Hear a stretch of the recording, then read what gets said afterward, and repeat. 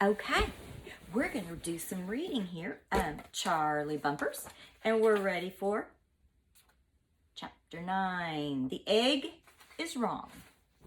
Here we go. Somehow I made it to Friday without dying. When I got to school that morning, I saw that Mrs. Burke had hung up a sign in the hallway with these words printed on it: Our favorite books. The day before, we had drawn pictures of scenes from our favorite books. Now, all the pictures were taped to a long string hanging on the wall. It looked great stretching up and down the hall. My favorite book is Jeremy Thatcher, Dragon Hatcher, which I've read 1,000,000 times. Or at least 3. My picture of Jeremy Thatcher looking at the dragon egg was hanging right over our classroom door so everyone could see it when they walked in. Mrs. Burke was just inside the room looking down at me. Up close, she seemed even taller. I liked your drawing very much, Charlie, she said. Good job. I was speechless. Mrs. Burke had something nice to say about me.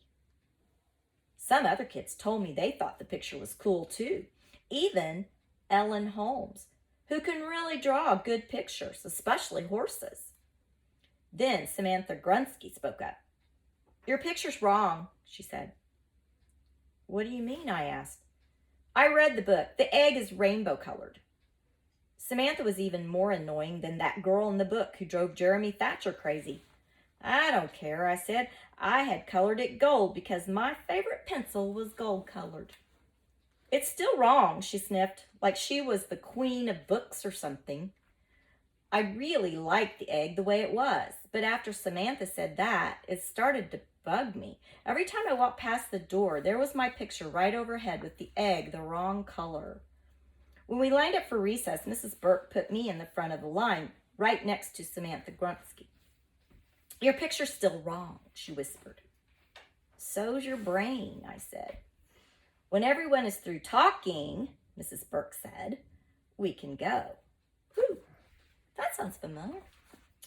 We all got quiet and followed her out to the playground. I spotted Tommy standing with some other kids by the fence. It looked like they were arguing about something.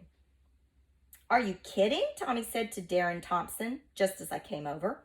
Charlie can beat you by a mile. Uh-oh, if only Tommy could learn to keep his big mouth shut once in a while. Hey, Charlie, Tommy said, you're still the fastest, aren't you? Oh, I don't know, I muttered. I was the fastest last year at field day, but not by much. I'd barely beat out Darren, and Caitlin Wang had almost beaten both of us. I guess we'll find out on field day, I said. No contest, Darren said. I'll beat you by a mile this year. No, you won't, Tommy shouted. Let's have a race now. I looked at Tommy like he was crazy. Why does he always blurt out stuff without thinking? Even if I did beat Darren, he'd probably give me a wedgie again. By now, other kids were all chanting, let's have a race, let's have a race. I didn't feel like racing. I couldn't stop thinking about dumb Samantha Grunsky and the wrong colored dragon egg. Not now, I said, heading back toward the school. I have to do something inside. Chicken, Darren said. That's not it, I yelled back. Buck, buck, buck, buck, buck, ah, Darren said, flapping his arms like a chicken wing. Come on, Charlie, Tommy pleaded. I know you can beat him. I kept walking. That dragon egg picture was on my mind, and I had to take care of it now. I was almost to the door when I heard someone on the playground yelling my name, and I stopped. Brady, the first grader with the funny voice, was running toward me. Charlie, he was still yelling, even though he was only a few feet away. I can't get my jacket unzipped. I looked around. There were teachers all over the place, but Brady just stood there staring up at me with his big eyes. I got down on my knees and unzipped his jacket. Wait, I said as he turned to go. Your shoelaces are untied again. He glanced down at his shoes, then back at me. I tied the laces and gave them a double knot. Ooh, he saved him $1. Thanks, Charlie, he said in his croaky little voice and ran off. It's a good thing Brady's head was stuck on permanently. If it wasn't, he'd lose it too. I went back inside and headed down the hallway to my classroom. Ooh, who does that remind you of? I have not lost my coffee cup one time since I've been home, I'll have you know. Chapter 10. I reached up to pull down my drawing, but it was a little too high. Then I noticed a desk and chair sitting right outside Miss Lewis's room. I dragged the chair over, climbed up onto the seat, and pulled on my drawing. Mrs. Burke had stapled it to the string. It wouldn't come off. I jumped down and raced into our classroom to get my colored pencils. They were way in the back of my desk, so I had to take everything else out to get to them. I stuck the pencils I needed in my pocket and ran back to the chair. Everything was still quiet. Recess wouldn't be over for a few more minutes. I stood on the chair again. I could reach the picture, but I wasn't high enough to color it. I just needed to be a few inches higher. I looked over at the desk. I know you're not supposed to stand on a desk. I'm not a bozo. But there was nobody around, and I figured I'd be done with standing on it and fixing the egg before anyone else came back. It wasn't easy, but I pushed the desk in front of the door right under my picture. I balanced myself on top, and I pulled the pencils from my pocket and started to color the first rainbow stripe on the gold egg. That was when things began to go wrong. One leg of the desk was a little wobbly, and the desk shifted under my feet. I put my hands up on the wall to balance myself, but I hit the string holding up the pictures. The tape holding one end of the string came loose, and the pictures began to fall. I tried to hold them up, but they flapped and fluttered, and the string fell across my shoulders. I still had the colored pencils in one hand, so I tried to hold up the string of the pictures with my other hand.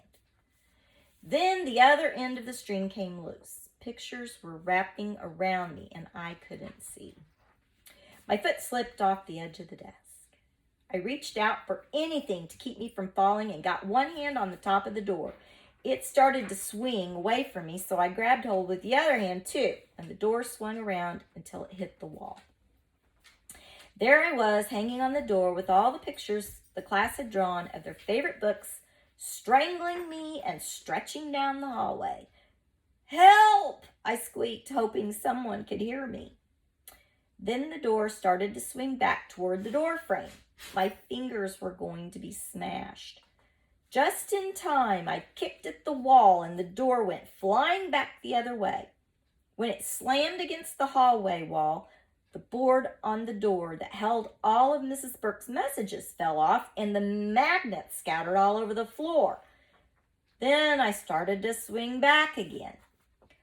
"Ah!" I yelled. I kicked and kicked, trying to get a foothold on the desk again. Instead, I knocked over the desk and the chair. It made a big noise, and my fingers started to slip. That was when Mrs. Burke led the class up the hallway from recess. She stopped and stared at me hanging there. "What are you doing?" she asked. She wasn't exactly shouting, but sometimes the way grown-ups say something makes it seem like they are.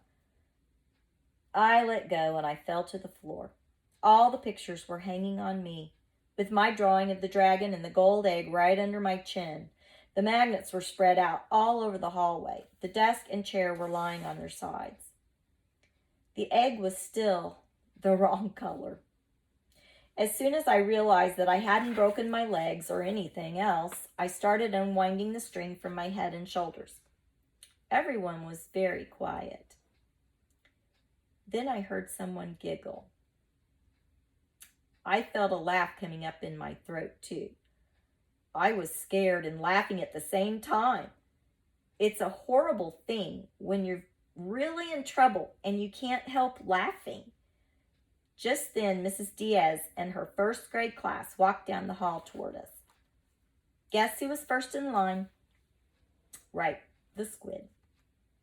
When she saw me sitting on the floor with the pictures wrapped around me, she put her hand over her mouth. I waved at her.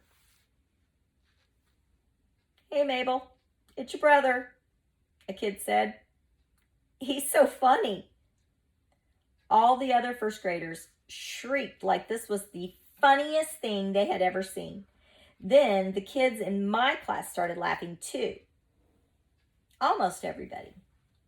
Mrs. Burke just shook her head and frowned. I unwound myself from the pictures and stood up. I was trying to fix my picture, I said. The egg was the wrong color. So you decided to pull everyone else's pictures down too? She asked. I wanted to explain, but I couldn't think how to start. She folded her arms and waited for me to confess. Everybody was watching and waiting to see what happened.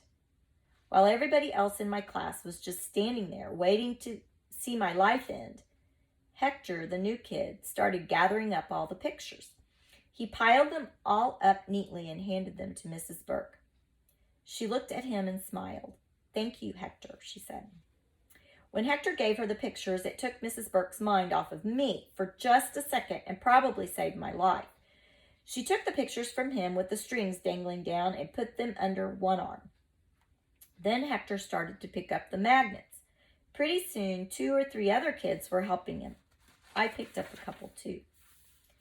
"Back in the room, everyone," she said. The class started to file in. I got in line and tried to sneak by. Mrs. Burke put her hand on my shoulder. I looked up at her. "Is that your desk?" I looked across the room. All of my things were spread out on my desk and on the floor around it from when I'd been looking for my pencils. I'd meant to put everything back, but I hadn't had a chance. I nodded. Of course it was my desk. "What happened?" she said. "Well, I was looking for my colored pencils," I said. "Samantha said the picture was wrong and it was bugging me and I couldn't stop thinking about it, and I thought if I could just make the egg rainbow colored it would be all right, but I couldn't get it down or reach it." And Mrs. Burke let out a long breath. "I'm not happy right now," she said. "What am I going to do with you?" "I don't know," I said. "Go clean up your desk and sit down, Charlie," she said, pointing to my seat. "I'd hate to have to call the superintendent." Call the superintendent? The superintendent was like the king of all schools. Call the superintendent? For pulling down pictures by accident? Was she crazy? But I went back to my desk and started to pick things up, and Hector came over to help. I looked at him and he smiled. I tried to smile back after all. He had saved my life. Then I noticed his hands. He had black marker all over his fingers. I looked down at his new sneakers. Yesterday they had been white, but now they were black. "Why did you color your shoes?" I asked him. He shrugged. "I wanted to." Alrighty, so Charlie Bumpus, made friend. Okay, that's Charlie Bumpus.